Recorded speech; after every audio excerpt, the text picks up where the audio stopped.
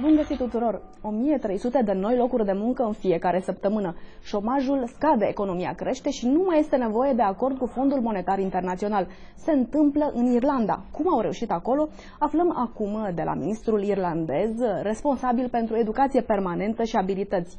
Kieran Cannon, hello and welcome to Bucharest. Thank you very much. More than 1,000 jobs a week. How?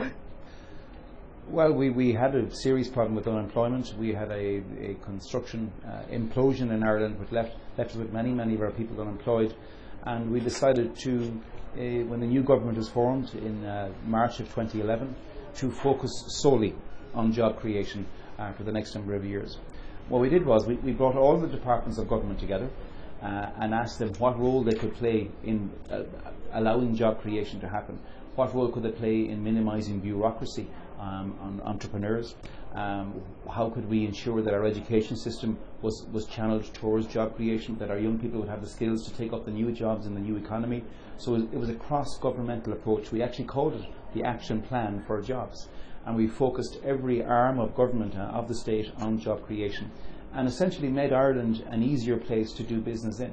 Forbes magazine last year described Ireland as the best country in the world in which to do business. And we created the environment where our own entrepreneurs could create jobs and create new businesses. We also secured a huge amount of investment from the United States, for example. The United States has invested more in Ireland in the last 5 years than it has in Brazil, Russia and India and China combined. So we secured an awful lot of investment with companies like Facebook and Google and PayPal and Intel, all establishing their European headquarters in Dublin, in our capital city. So it's been a combination of efforts across all departments, with the singular focus all the time is, will the work we are doing help to create jobs? And thankfully it's beginning to work. Yes, we're now creating 1,300 new jobs a week, every week. So it's a good success story. You are proud to have a very highly skilled workforce. How high was the investment for it? Global reports cited Ireland as being the country with the most highly skilled, the most flexible workforce in the whole world. That has taken a lot of time. It didn't just start 5 years ago, it started about 35, 40 years ago, when a very far-seeing Minister for Education decided that all of our post-primary education in Ireland should be free to all of our people, and that the vast majority of our children should go on to university. Ireland has the highest rate of university participation in the whole of the EU, and yes, it has taken time, yes, it has taken investment, but the investment is paying back, and it will pay back for years to come. Culturally, it's been very much at the heart of Ireland's vision for the future, is to ensure that we have the best possible education system, and Irish people and the Irish government are willing to pay for that. To what extent did you use the EU funds for human resources? Certainly our membership of the EU has been a huge part of the investment we have made in education. We would have developed a network of institutes of technology across the country about 25 years ago. They were partially funded by the European Union. We have the European Social Fund, and we have indeed the European Globalisation Fund, which all funnel resources and funds to Ireland to help us to develop new training and further education opportunities. How does the education system meet the needs of labour market? There is a problem in Romania. There was a problem in Ireland too, in that a lot of the training we were doing was out of date.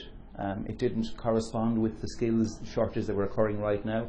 For example, we were training a lot of our young men in carpentry and in woodwork and electricians and so on, despite the fact that we didn't have a very successful construction sector. So what we're trying to do now in Ireland at the moment is to re-engineer our economy, to move into the massive global growth areas in ICT, in pharmaceuticals, in food production, food science indeed.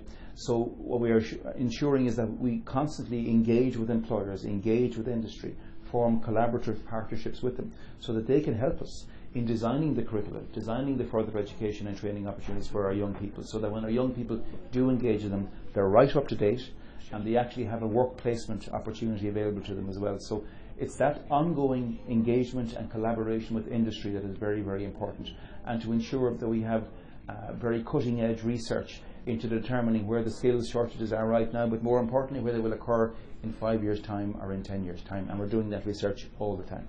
A lot of industry would do some of its research and development on our university campuses.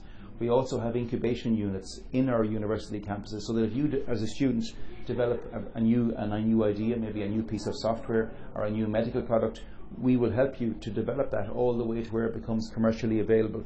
one of the strengths of the Irish education system is that very strong collaborative partnership with industry, and I think a lot of other countries could learn from that. To what extent the firms hire young people? A lot of our universities would, in the third year of the degree course, they would offer a 6-month placement in industry with industries in the region. For example, in my own city where I live in Galway, there's a huge medical devices manufacturing cluster, about 8,000 people employed there. So the university and the Institute of Technology in Galway would offer a placement in those industries. Certainly if you're doing maybe courses in medicine or in mechanical engineering, and invariably a lot of those students end up back working full-time for those businesses when they leave college and get their final qualification. And it benefits the young people, it benefits the universities, and it benefits industry, so everybody wins. At the end of last year, Ireland became the first Eurozone country to exit an EU and IMF program of assistance. How have you regained confidence? Certainly confidence amongst our own people. We had a twin track economy beginning to develop where our export economy was booming. We had, 2013 was our best year ever for exports since records began. And we had a huge amount of multinational investment in Ireland.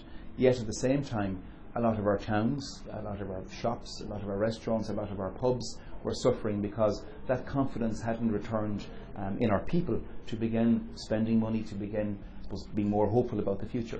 But the fact now that we've left the bailout, the fact that we've said goodbye to our friends in the Troika, the symbolism of that has been great in instilling hope in people that the worst is now over for Ireland and we're now firmly on the road to recovery. Connections can be crucial for business. How do you value a connection that leads to jobs in Ireland? Ireland is a tiny country, 4.5 million people, a little island on the periphery of Europe. To survive, we need to trade, and trading and doing business is all about connections. We have a very interesting program at the moment called Connect Ireland, where the Irish state, if you are living abroad in New York or in Rome or in Bucharest, and you make a connection with a company based here in Romania, for example, and it establishes a presence in Ireland, the Irish government will give you a grant for every single job, a prize essentially, to say to you, well done, thank you for bringing these jobs to Ireland. How big is the prize for a connection?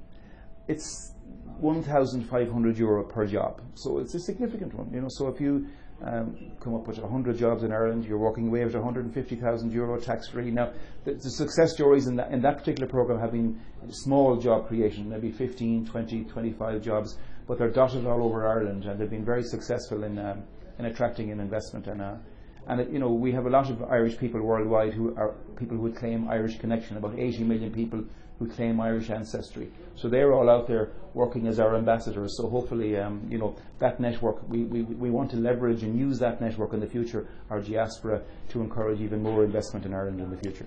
In UK there was a big story about the so-called Romanian invasion. Yes, How do you assess the impact of Romanians' migration in your country? Well, we've had Romanians in Ireland we've about 40,000 Romanians in Ireland, and they've been incredible ambassadors for your country. These are hard-working, they're industrious, resourceful people who simply, like every parent, they want to do the best for their family, the best for their children. We've had a very, very positive experience with the Romanian presence in our country, and frankly, I personally couldn't understand the fear, and I mean the fear was being generated by a lot of the, how should I put it, some of the very strange elements within the British press that somehow painted this picture of an invasion from Romania. It was completely inaccurate, it was completely unfair, and certainly the same agenda did not exist in Ireland at all. Look, Irish people have spent hundreds of years emigrating all over the world. And almost 20 times more Irish people abroad than in your country. And you are like a magnet for joy. Thank you. What is your secret? We're happy people in general. We love our music, we love singing, we love our theatre, we love culture. We love dancing. Actually, you've seen Riverdance and Lord of the Dance. Lord of the Dance is coming to visit Bucharest in the next few days. So Irish beer? Yeah, we have some beer too. Yeah. But we're generally, we've always had a very, very positive outlook on life.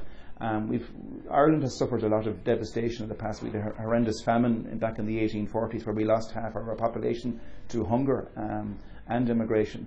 But we recovered, we bounced back. The Irish people have a very strong spirit and a very strong confidence and hope about the future. So, some people say it's infectious, and and that We love to celebrate. We love to celebrate. It's important to celebrate. St. Patrick's Day. St. Patrick's Day is a very special day for us, but it's more importantly, I think, more so than in Ireland itself, it's a more special day for all of the Irish people all over the world, because for them it's the day when they can stand up and say, I'm Irish, I'm proud to be Irish, and here's the aspects of Irish culture and Irish music and Irish dance that make me especially proud. So I'm delighted to see a wonderful event here, a number of events here in Bucharest, including the parade, and it's getting bigger every year, it's getting more exciting, and more people are becoming involved, not alone from the Irish community, but indeed from the Romanian community as well. Thank you for joining us. Thank you very much indeed. La revedere.